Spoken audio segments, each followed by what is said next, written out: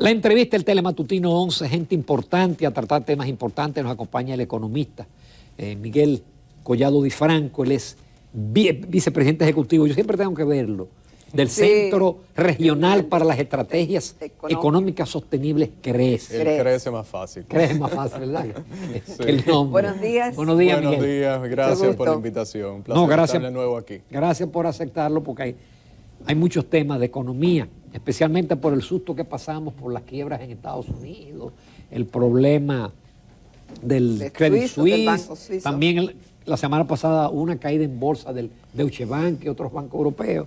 Sí. ¿Se podría decir que ya no hay un riesgo de una crisis financiera o tendremos todavía algunas réplicas y algún que otro susto por los contagios? Cuando una crisis empieza, no es lineal. Uno no sabe cuándo termina, uno no sabe qué ramificaciones puede tener todavía. Y el riesgo sistémico, es decir, que la gente entienda, el riesgo que tiene todo el sistema financiero de Estados Unidos, de esos grandes centros financieros a nivel mundial, está ahí todavía. ¿Por qué? Porque se produjo en la medida en que los bancos centrales importantes, sobre todo la Reserva Federal de los Estados Unidos, empezó a subir a las tasas de interés, la tasa de política monetaria, y a restringir la liquidez. Entonces, ojalá se haya contenido, pero ese riesgo sistémico y se siguió construyendo la semana pasada cuando la Reserva Federal volvió a incrementar su tasa de política monetaria, apenas 25 puntos básicos, pero en realidad la respuesta uno no la tiene. Lo que sí, reitero, es que todavía hay riesgo en ese sentido, por el cambio de la política monetaria. Si quiere podemos explicar un poquito más cómo afecta. Porque hemos visto, por ejemplo, en la prensa internacional, sobre todo en los periódicos europeos, que dicen que hay como una especie de auscultamiento en diferentes bancos actualmente, como viendo de que déjame ver qué está pasando en este, qué está pasando en otro, en varios países. Por lo que cualquiera concluiría de que hay sospecha de que no todo está muy bien. No, es que, fíjate, ¿cómo está ya esto? Hay que entenderlo y es la dinámica que uno debe comprender. Cuando las instituciones financieras, como el primero que fue el de Silicon Valley, tienen una cartera de activos que son considerados a nivel mundial por los reguladores, por todo el mundo, que son de muy bajo riesgo, que son los títulos del Tesoro de los Estados Unidos. Cuando tienen esos títulos que compraron con unos rendimientos que estaban muy bajos, los registraron en sus libros con un valor determinado. Ahora, en la medida en que la misma Reserva Federal de los Estados Unidos ha ido subiendo las tasas, el rendimiento ha aumentado. El valor de esos bonos, de esos títulos que fueron registrados en los libros a un nivel determinado, ya es menor. Entonces, contablemente, si un banco va a llevar a valor actual esos títulos, tiene una pérdida. Pero si necesitara ejecutarlo, venderlo antes de vencimiento, como le sucedió a ese banco, por ejemplo, necesitaba liquidez, pues lo que sucede es que va a tener una pérdida. Si lo vende más barato. Es que lo va a tener que vender más barato porque ahora mismo se están cotizando a un menor precio. Además de que la política de la Reserva Federal fue empezar a disminuir la liquidez porque su balance, es decir, los activos que tiene o que tenía en ese momento, 8.9 trillones de dólares, fueron casi 5 trillones de dólares, lo digo en inglés, en español serían billones, pero suena todavía... Como quiere mucho dinero. Es mucho dinero, desde el 2020, cuando estalla la crisis, hasta el año pasado, el 22. Meterle a la economía mundial, eso fue principalmente la base de la inflación. Sí. Que los bancos centrales nos estuvieron diciendo, los bancos centrales en el mundo entero, que era transitoria. Pero y entonces la medida de ahora, la restrictiva. La restrictiva o no de, es... No, bueno, bueno, o de subir las tasas. La subida de la tasa para recoger esa liquidez. la medida, perfecto. Estamos hablando de la Reserva Federal de los Estados Unidos. Sí. La Reserva de los Estados Unidos ha ido limitando la liquidez por dos vías, como dices. La subida de la tasa y, por otro lado, vendiendo parte de esos activos que compró. En la medida en que tú lo vendes, recoges dinero y disminuyes esa cantidad de reservas que tenía en su balance. Dije 8.9 millones. Pero ¿qué sucede? Con el salvamento de los bancos, se echa para ahora atrás, exacto. se echó para 300 mil atrás millones de dólares. más de Porque 300 mil gastaron mucho millones. dinero. Porque tienes que inyectarle dinero, tienes que poner dinero disponible para el banco que necesite, tomar prestado, el banco que quiera poner en garantía con el mecanismo nuevo que se creó, uno de sus títulos, por ejemplo, un bono del tesoro, lo pone y se le, como un colateral, una garantía, se le da dinero para que tenga más liquidez. Pero esa liquidez, obviamente, tiene propensión a salir hacia la calle. Entonces, por un lado sí, se volvió a incrementar la tasa, la semana pasada, la tasa de política monetaria, pero por el otro lado estás aumentando la liquidez por ese mecanismo que ya acabo de explicar. Hay que estar atento. Ojalá y se haya contenido, pero insisto, es que cuando tú creas una distorsión tan grande de mantener por tanto tiempo, hay que recordar que esto no viene necesariamente del 2020, esto es desde el 2008, cuando las tasas estuvieron por mucho tiempo a nivel de cero prácticamente, y solo por un breve periodo se subieron a un poco más de 2%, y antes de la pandemia se empezaron a bajar porque ya habían problemas de liquidez. Pero fue una distorsión, perdón, Collado, ¿fue una distorsión o era la medida que había que tomar en el momento? Fue la medida que se decidió tomar en el momento. ¿Pero por qué fue una distorsión entonces? El tiempo que ha dicho que fue una distorsión. La lógica económica te decía que era una distorsión, tanto en Estados Unidos como en Europa, que llegaron a tener tasas negativas. Las tasas de interés simplemente es un premio por tú sacrificar consumo en el presente para tener ahorro. Y eso se traduce en inversión futura. Cuando tú tienes tasas de interés negativas, tú estás incentivando a desahorrar. Tú estás creando una distorsión y estás mandando a las instituciones financieras a buscar mecanismos para compensar y a tomar riesgo que en algún momento va a salir a relucir.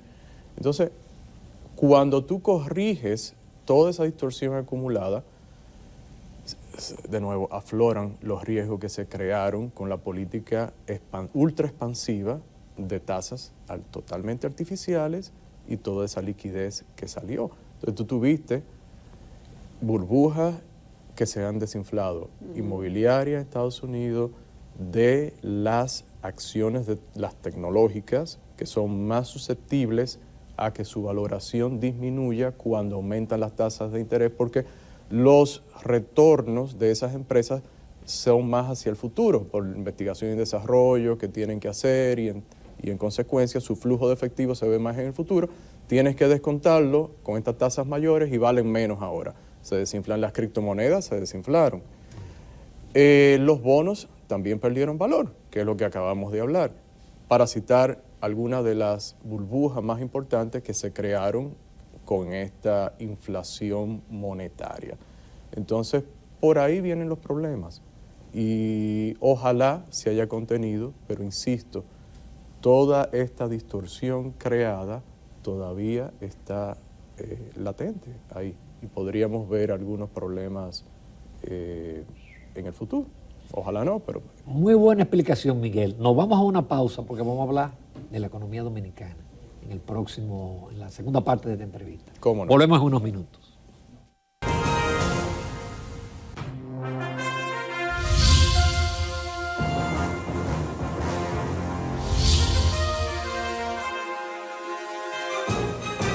Continuamos la entrevista con el licenciado Miguel Collado Di Franco, quien es vicepresidente ejecutivo de CRES, ya que él tuvo que retirarse porque tiene un viaje, tuvo que correr al aeropuerto. Miguel, vamos ahora a la economía dominicana. Sí. Uno tiene informes contradictorios. Uno lee a las empresas clasificadoras y te pintan un panorama de que esta es una de las mejores economías. Sin embargo, yo vi un informe reciente del Bank of America que no es tan optimista, que incluso estima en 3% el crecimiento para este año, no el 4,5 ni el 4.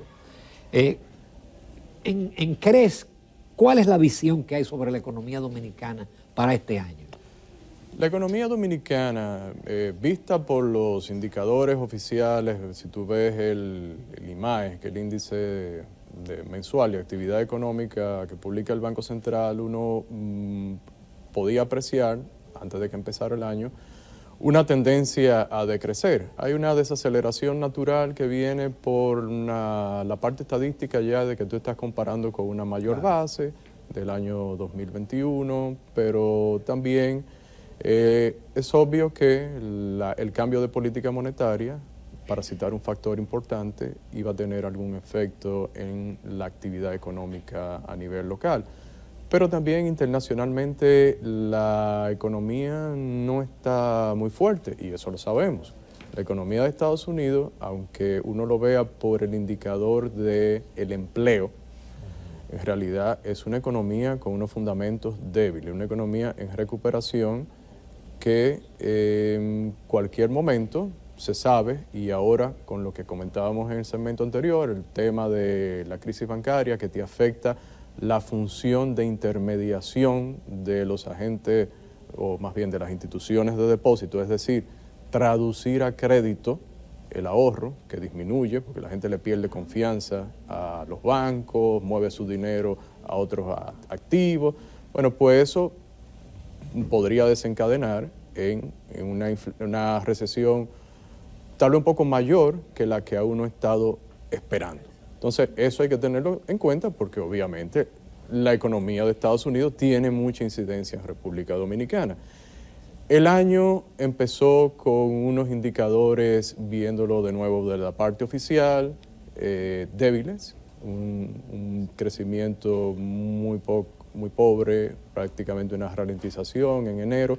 Si uno lo ve del lado de las exportaciones, enero y febrero, el primer bimestre del año, que ya tenemos datos, y ve lo mismo, no crecieron.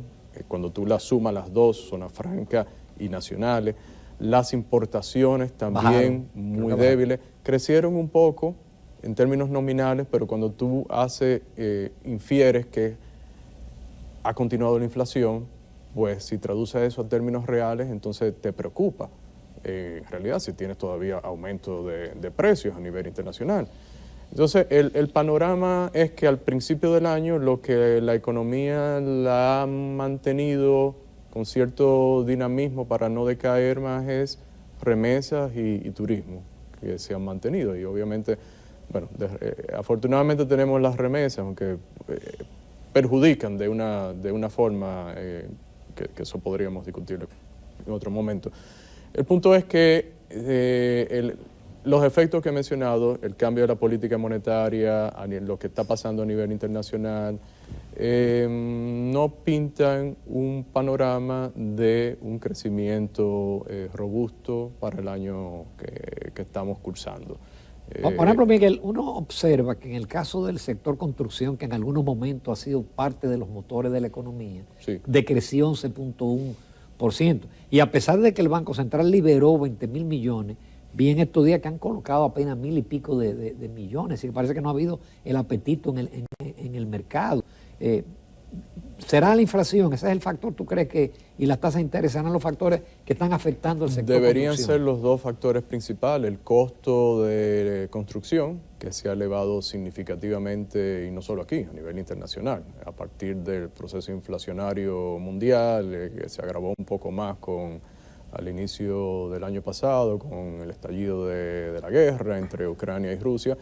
Pero sí, obviamente esos son dos factores importantes, el financiamiento y el costo mismo de la construcción de cualquier unidad, sea vivienda, comercial, lo que sea. Entonces sí, obviamente ese es un factor, pero preocupa ver sectores como comercio con una contracción en el primer mes del año. Y el año pasado tú veías también o tú veías que el dinamismo venía principalmente por turismo y por manufactura. Cuando digo manufactura era no solamente Zona Franca, sino la local. Y Zona Franca apenas creció un 2% y las exportaciones prácticamente crecieron nada. Entonces, es un año que yo tengo que aprovechar el momento para decir es que cuando tú obvias hacer reformas estructurales que te dinamicen la economía y dependes de las medidas como el gasto público o de las medidas monetarias que te puedan estimular la economía, cuando llegue el momento de corregir, por ejemplo, esta última, pues obviamente vas a tener un efecto que se va a sentir en la economía. Entonces, lo que me preocuparía a mí es que este año es de ciclo electoral. Sí. Es un año preelectoral y para que nos entendamos, el ciclo electoral es simplemente la incidencia que tiene precisamente la política sobre las finanzas públicas. Entonces, se podría esperar, de hecho uno lo espera, que se incremente el gasto público. Pero lo grave es que no se incrementa porque el gobierno sigue utilizando, vamos a decir así, el gasto en capital no se ejecuta. Bueno, ahora el gasto corriente sí. Las autoridades dicen que lo ejecutaron todo. El reporte último de DIGEPRES, uno ve que prácticamente se ejecutó casi la totalidad de lo que se había presupuestado. Ahora, lo que yo pregunto es, si queremos que se incremente más allá de lo presupuestado en el corto plazo, ¿de dónde van a salir los recursos? Vamos a hacer un efecto voy a usar un tecnicismo, de crowding out, es decir, tener un efecto de quitar recursos que pudieran ir a financiar a los privados en un ambiente de cambio de política monetaria donde las tasas están aumentando, las tasas de préstamos se incrementaron en el último mes, ya la promedio ponderada anda por el 15.7. Entonces, ese es un riesgo. Nos vamos a seguir endeudando, bueno, internacionalmente, porque esa sería la opción de buscar dinero localmente, pero también vamos a expandir el gasto, que esto tiene un efecto de corto plazo inflacionario también en un ambiente que lo que se quiere es reducir la inflación. Son preguntas que yo hago. Por un lado, sí, se pondera la parte del crecimiento y de la actividad de ciertos sectores, pero ¿cuáles son los efectos que puede tener el estímulo a través del gasto público? Entonces, yo preferiría, probablemente no se hagan en un periodo ya previo a las elecciones, pero mi comentario inicial venía por la falta de reformas estructurales que... Básicamente la fiscal, ¿no? Esa sería una, importantísima. ¿Y cuáles serían las otras reformas? Las otras reformas, aquí se ha estado discutiendo desde hace tiempo el tema laboral, hacer más flexible, de una forma que más gente joven, con menos preparación, puedan entrar al mercado laboral, que sea menos costosa la contratación de empleados y que tú tengas menos informalidad, que tengas más personas dentro de la formalidad. El tema de los hidrocarburos es un tema también. Tú tienes unos impuestos, eso podría entrar en la parte fiscal, pero hay que decirlo específicamente. Tienes unos costos altos, o unos precios más bien, porque tienes ahí impuestos y tienes márgenes. El tema del transporte es muy caro en República Dominicana y tienes un tema importantísimo que es el eléctrico, que te consume prácticamente un 30, casi un 40% del déficit del gobierno viene por el subsidio eléctrico. Te representa prácticamente 1.5% del Producto Interno Bruto, que cuando tú sumas eso al 4% de educación, ya es un tercio más de las recaudaciones. Entonces, vamos, hay cosas que hacer en República Dominicana, hay sectores que abordar. Pero lamentablemente en un año preelectoral y el año que viene, parecería una tarea del próximo gobierno que ojalá la emprenda. Para ser realista, sí, pero quiero dejar la idea de que una economía necesita fortalecer sus fundamentos para tener mayor competitividad, que no es más que mejorar todas las reglas de juego que te permiten incrementar la productividad. Y eso eso se logra a través de reformas. Miguel, a pesar de que el presidente insiste en su discurso de que la deuda ha bajado en relación al PIB y que cualquiera diría que no debemos de preocuparnos porque como bajó con relación al PIB ya eso no representa ninguna carga ni ningún aumento de pago de los intereses y más ahora con las tasas más altas, el endeudamiento es más caro. ¿Ustedes siguen preocupados con el tema del endeudamiento? Definitivamente. Entre 2019... diciembre de 2019 y enero del 2023, la deuda se incrementó en más de 16.000 millones. Eso es muy significativo. Y no solamente el incremento nominal, o sea, el monto de la deuda, ya no viendo en términos relativos, sino lo más importante es cómo tú pagas esa deuda. Solamente en gasto de intereses, si lo ves como porcentaje del Producto Interno Bruto, para este año hay presupuestado un 26%, o representarían un 26% el gasto de los intereses. Es una medida que siempre vemos que ya la usan dos calificadoras de riesgo también, y bueno, es una preocupación en un ambiente de tal vez, de menos crecimiento en las recaudaciones en este año, porque vas a tener menos efecto inflacionario que el que tuviste el año pasado, aunque continúe, y también menos dinamismo económico tal vez, pues obviamente es un riesgo, además del cambio de la política en términos del costo de tu financiarte. Miguel, hay una deuda que casi ningún economista escribe sobre eso, y es la deuda del Banco Central, que ya yo chequeando hoy estaba en 951.000 millones al 24 de marzo. Eso estamos hablando con una tasa bajita, estamos hablando casi de 17.000 millones de dólares. Eso sigue creciendo. Cuando yo estuve en la Junta Monetaria, que fue el último dato, en el 19, se pagaban 70.000 millones de intereses. Y ese dinero hay que volver hay que recogerlo. Ahora con tasa de 14, de 15, etcétera. Y sin embargo, no veo preocupación en esa deuda.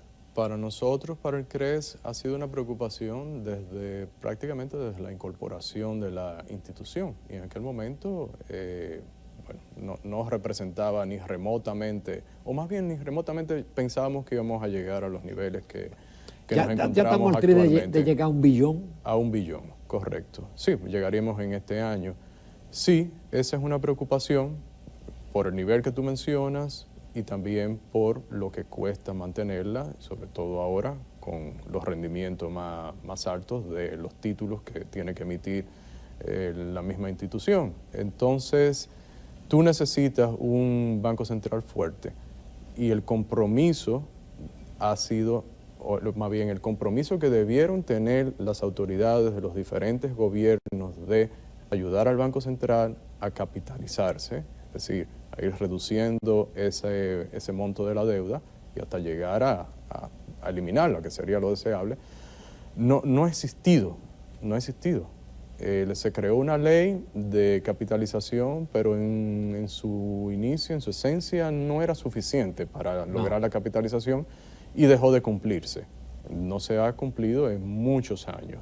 Nosotros tenemos una propuesta desde hace mucho tiempo dentro de la ley de un anteproyecto, bueno, llegó a ser un proyecto, fue introducido en el Congreso en el 2013, proyecto de ley de responsabilidad fiscal que incluye un fondo de estabilidad fiscal donde se tomarían recursos, por ejemplo, el 80% de los recursos mineros, en vez de gastarlos en gasto corriente, consumirlos en un año, bueno, vamos a invertirlo en activos y una alternativa podría ser ir reduciendo la deuda pública, parte de la deuda del Banco Central. Si el gobierno adquiere un ingreso extra, puede ser destinado a los mismos propósitos. Si se vende un activo del gobierno, también. O sea, hay alternativas ahí para, en un plazo mayor, reducir la deuda pública en sentido general no solamente la del Banco Central, la del sector público no financiero, pero obviamente el Banco Central se beneficiaría, obviamente, en ese sentido. Qué pena no tener más tiempo. Yo disfruto este tipo de entrevistas. Te agradezco mucho, Miguel Collado, por tu participación y los juicios acertados tuyos y de la institución que tú encabezas, el CRES. Nos vamos a comerciales, amables televidentes. Retornamos con la recta final del Telematutinos